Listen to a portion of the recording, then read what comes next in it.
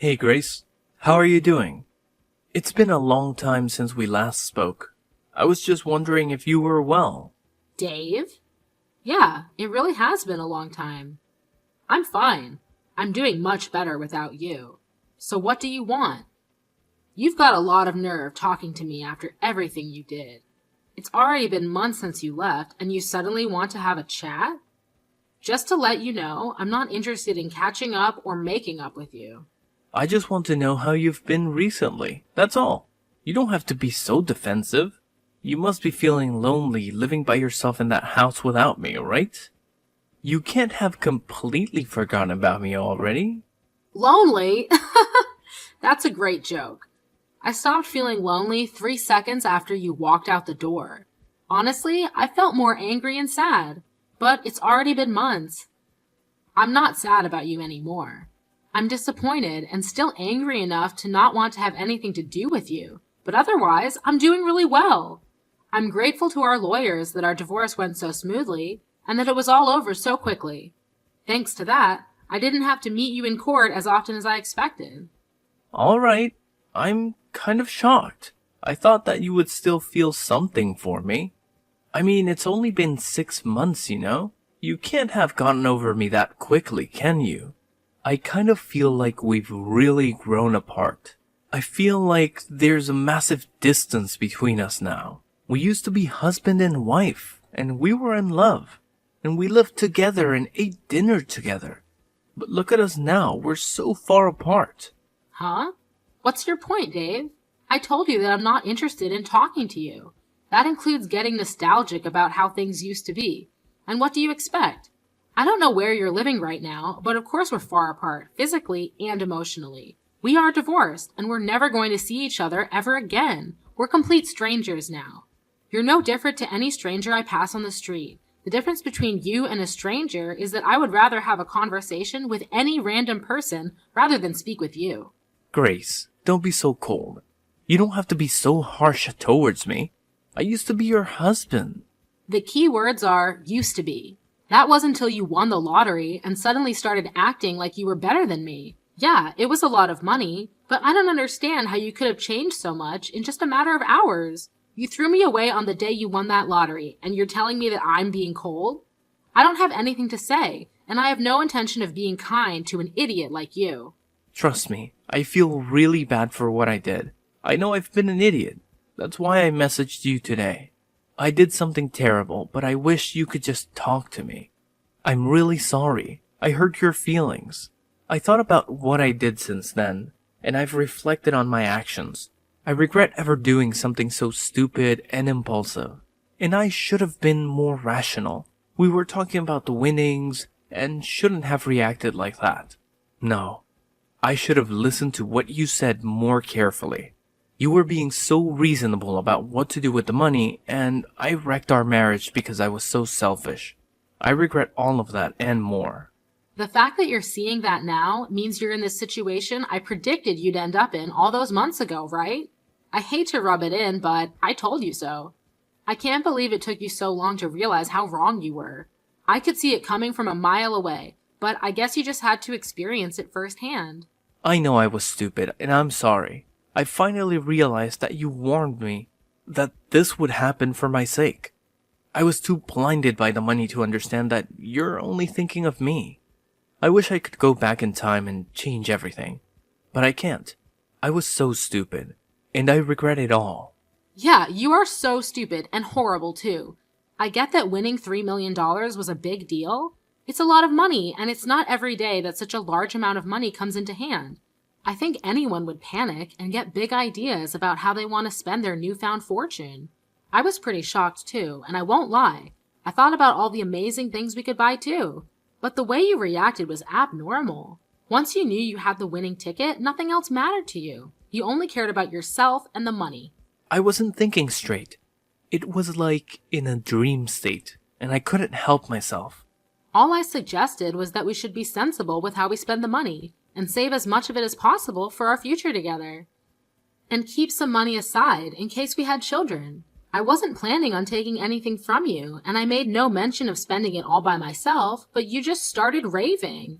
shouting at me that it was your money and that I wasn't allowed to touch a single cent, that it was for you to use the way you wanted to spend it. I never intended to take anything from you, but that's what you assumed, and suddenly, poof, like magic, you were gone, along with the money. You didn't even answer my messages until you sent me the divorce papers. And then you only replied that you would give me alimony if I signed the papers. We had been together for 3 years, but all that went down the drain when you got that money and turned into a completely different man. For weeks, I wondered what those 3 years were, as if they meant nothing to you. After I stopped being sad, I realized that I had already wasted 3 years and that I shouldn't waste any more time trying to make sense of what you did. I know. I was completely at fault. But it was $3 million. Neither of us had even had a tenth of that amount in our banks at one time. You can imagine why I went so crazy, can't you? Yeah, it's a lot of money, but that doesn't excuse your behavior. You ranted at me that my parents might come and beg you for money because they're so poor and that you couldn't trust anyone anymore. You were insulting me and my family with every word you said. Because you had all this money, you had this ridiculous idea that you were better than all of us. I never knew you could be so hurtful and obnoxious, and I was shocked that you could change so easily because of some money. Well, I didn't mean it. You know that, don't you? I regret everything I didn't say after that. I wish I could take it all back. Really? It sounded like you meant it at the time. Don't try and run away from what you did. It's way too late for you to start begging me for forgiveness. I couldn't care any less about how guilty you feel. Your feeling bad isn't going to change anything. Anyway, what do you want? Let's get this over with. What are you talking about? There's a reason why you messaged me today, isn't there? I know you didn't just message me so that you could apologize. No, I really was worried about you. I wanted to show you that I changed and felt bad about what I did. I guess I also wanted to find out what you did with the money I gave you when we divorced. I was just curious about how you spent it. That's all. Money? That's what you're interested in. You're talking about the lump sum of money you gave me, right? You chose to give me that money instead of sending me regular payments of alimony because you didn't want to risk having to send me alimony payments for the rest of your life, if I remember correctly. Yeah, that money. I gave you $200,000, didn't I? Yeah, you did. What about it? What did you do with it? It's my money, so what does it matter what I did with it? I don't think it's any of your business how I spent it. It's not like you set any conditions for how I spend it when the amount was decided in court. Yeah, but it was my money to begin with, and I think I have a right to know what you've done with it, and decide what you do with it regardless of what was decided in court. And if you have any left, I was wondering if you could return it. Since you're so smart when it comes to money, I was hoping there's a lot left. No way! You can't seriously be asking for it back. It may have been yours when you had it, but it became mine when you paid it to me as compensation.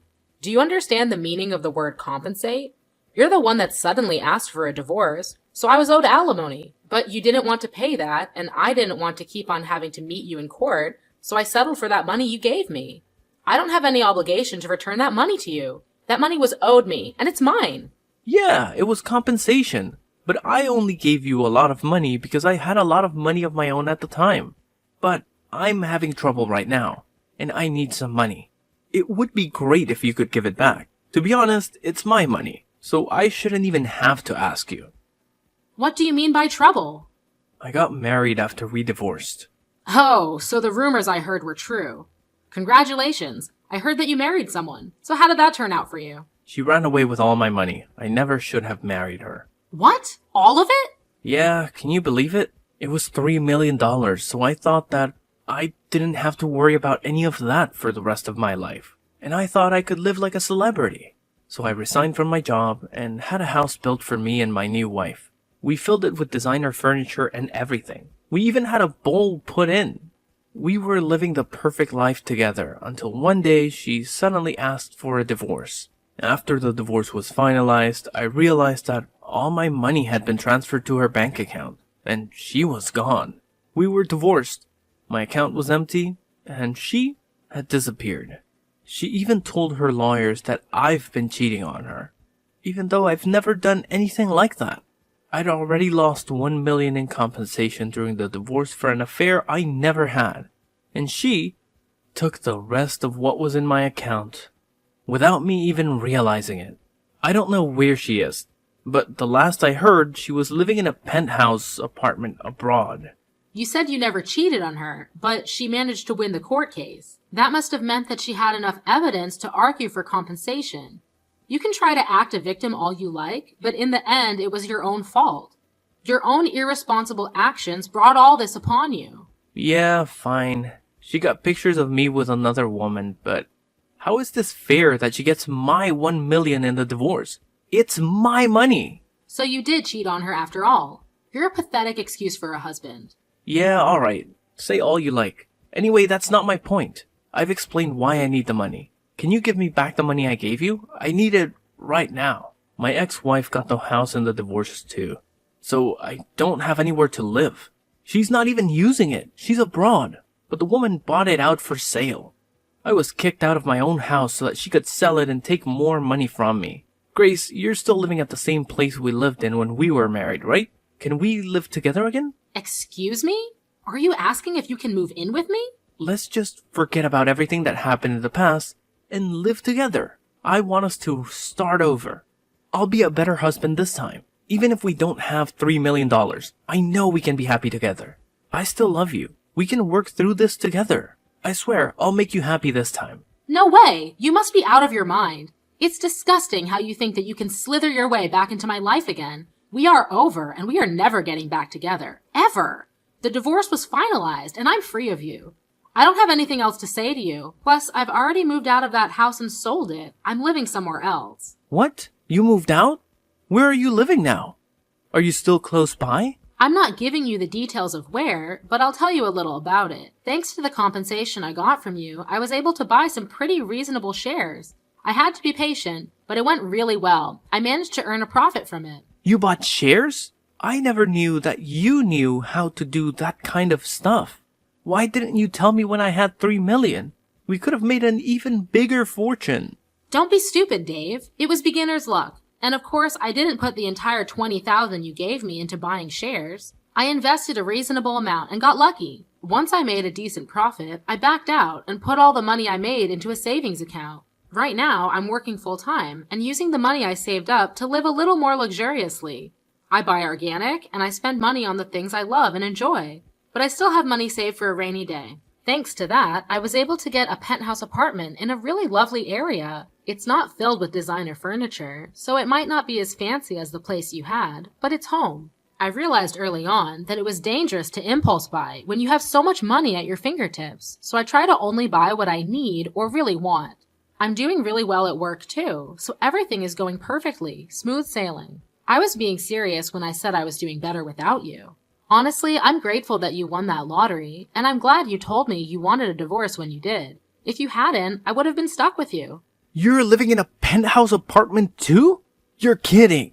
I never imagined that you would end up being so successful. It's only been 6 months since we divorced. But that's my money you're standing on.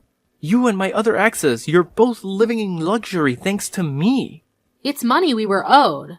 I didn't know what to say about that money she took from your account, except maybe that it was just karma coming around to bite you in the ass. By the way, how much money do you have saved right now? About $200? You can't be serious. You're turning 36 this year, aren't you?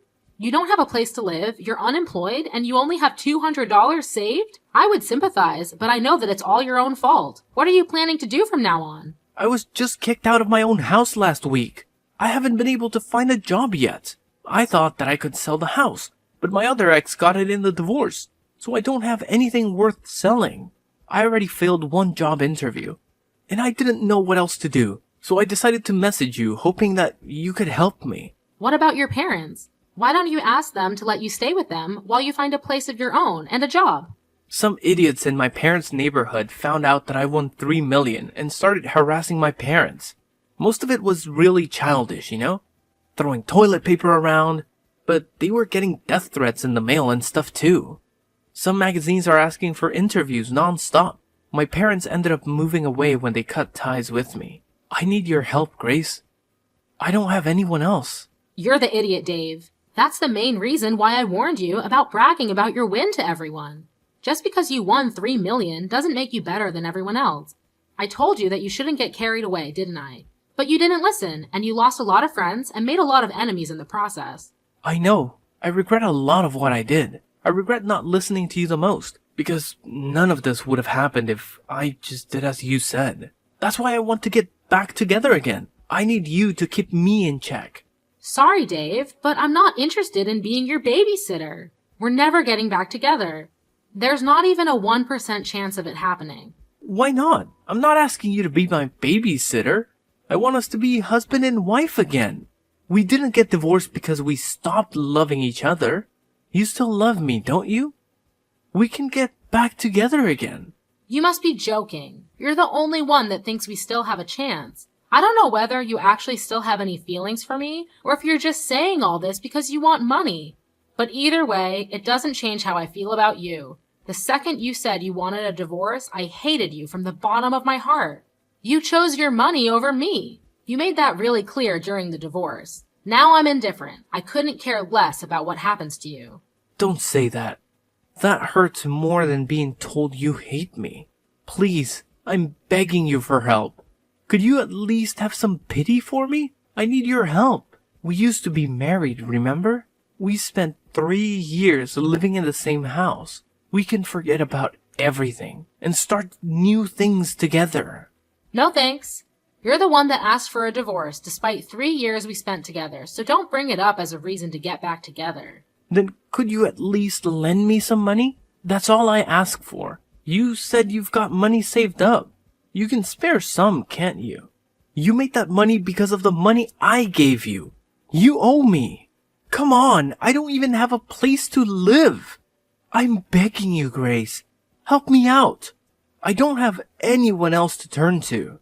I don't have any obligation to help you. You won $3 million, and you told me that you didn't trust me with your money, saying that I might waste all of it on shopping sprees. Only God knows where you got the idea that I would do that. You said you wanted to spend it how you liked, and demanded I sign the divorce papers. And you left, taking all of your money with you. Well, I'm telling you now that I'm free to spend the money that I have however I like, including the money I got as compensation. I don't have a single cent to give you. Then what am I supposed to do? The reason why you have so much money right now is because of the money I gave you. Don't you feel any gratitude towards me? You could at least give me something as a thanks. It's not fair that you're living in a penthouse apartment and have money saved, and still have a job. I don't have anything. How can I accept that? Why should I care whether you accept it or not? You were living in a house filled with designer items and lived the celebrity life for a few months, didn't you? I hear that your new wife was quite beautiful, too. You didn't have to work and spent your days relaxing, sleeping, and eating, I guess. Do you remember what you told me when you left me? You said that you were rich and that you deserved better than a boring old woman like me, even though we're the same age. Even though you would be just as boring without that money. You said that you were going to find someone younger and prettier, someone that would suit your newfound fortune. Did you think I would forget that you said that? I don't remember saying anything like that at all. But I am sorry, I really am. I wasn't myself then. I didn't think that at all. I've never thought anything like that. You didn't think I was being serious, did you? Ever since we got divorced, I've been thinking about you. I just want to get back together. I realized after spending a few months living with my other wife that the only one for me was you. I need you, Grace. Really? Do you need me? Thanks, I'm so flattered. Is that all you have to say? I'm begging you here. Just listen to what I have to say, please. Can't you be a little interested just for a minute? I just need $1,000. That's all. I won't ask you for any more than that. I'll pay you back. Grace, are you listening to me? If I have $1,000, I can buy lottery tickets again. I'll win a fortune, and I'll be able to give you all the money you want. You've got to be kidding. I guess it's true that money drives people crazy. You hear a lot in the news about how people spend their winnings on something ridiculous, but I think you've outdone all of them. I've never heard of anyone that had to beg their ex for money to bet their chances on a second win. If you think that's the way out of your problems, then there's no helping you. What do you mean there's no helping me? You can help me. I just need money. We can fix everything if we get back together and help each other through this. I want to start over with you. I love you. Don't you love me back? Don't you feel sorry for me? You don't love me. You just love that I have something you don't. My money. And I don't need anything to be fixed. My life is as great as it is now. It's not perfect yet, but you're not the one that will make it perfect. You need to learn to fix your behavior and fix your problems yourself. Don't bother me anymore. I do love you. I only have you. Give me back my money. It's not yours. I made this money because of the decisions I made. You lost yours because of the decisions you didn't think through.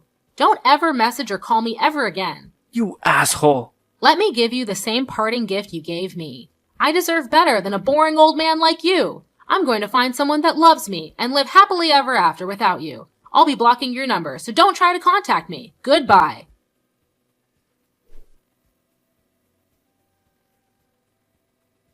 After that, I blocked Dave's number and blocked him on all the social networking they were connected on. Later on, I was able to forget about Dave pretty easily and was enjoying my peaceful life without him. I was living my ideal life, focusing on my career and coming home to the apartment I had taken care to furnish with the things I loved. Dave, however, had used up what remained of his savings and still couldn't pass an interview because of his obvious lack of work ethic. He didn't change his attitude and blamed the interviewers for not passing him as a result. He started borrowing money from loan sharks, and with that money, he began gambling at his nearest casino. Of course, it wasn't that easy to make a fortune, and the gambling only made his debt bigger and bigger. He was digging his own grave, but he still didn't change his attitude after realizing how big his debt had gotten. He became desperate, but instead of trying for another job interview, he tried to steal money from a convenience store and was caught by the police. I found out about Dave's arrest on the morning news, but was too indifferent to care. I only remarked that money really does drive people crazy, and went on about my day as I usually would. All in all, Dave was just another stranger to me now. Screw him!